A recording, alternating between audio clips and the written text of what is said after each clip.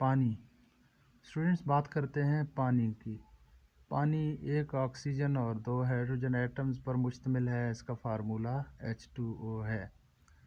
اس کے بعد بات کرتے ہیں پانی کے وقوع کی، تو پانی زیادہ تر سمندروں میں پائی جاتی ہے۔ ہماری زمین کے اوپر 97% جو پانی ہے وہ سمندروں کی شکل میں ہے۔ اس کے بعد گراؤنڈ واٹر ہے اسٹوڈنٹس، جو کہ 0.6% ہے، گلیشیئرز 2.1% ہیں، ان لینڈ پانی زیر زمین جو پانی ہے وہ 0.2% ہے۔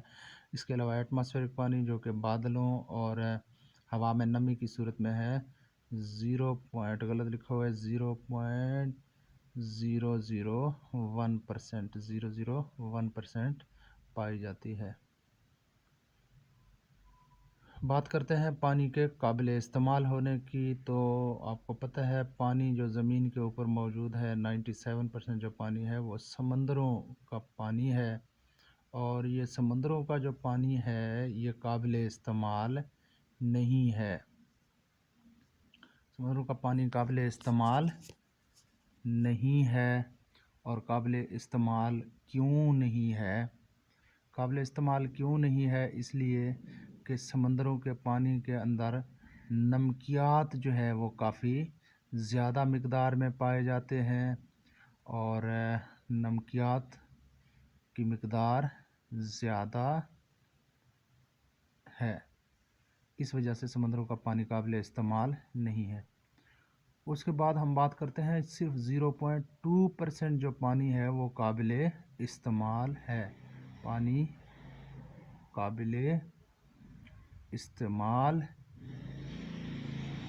ہے جسے ہم اپنے پودوں کے لیے اور فصلوں کے لیے اور پینے کے لیے جسے ہم استعمال کرتے ہیں وہ صرف 0.2% پانی ہے۔ پانی کی اہمیت، پانی ہمارے لیے بہت ضروری ہے۔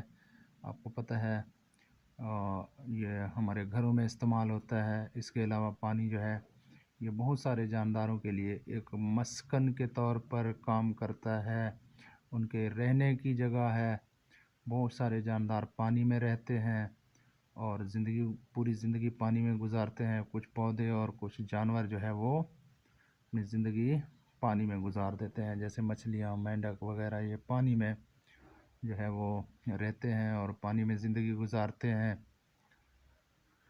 اس کے علاوہ اگر بات کریں ہم انسانی جسم کی ہم بات کریں تو ہمارے جسم کا جو ہے 70% حصہ جو ہے ہمارے جسمانی وزن کا جو 70% حصہ ہے وہ جو ہے پانی پر مشتمل ہے، اور جسمانی وزن کا 70% حصہ پانی پر مشتمل ہے۔ اس طرح سے پانی ہمارے لیے ضروری ہے۔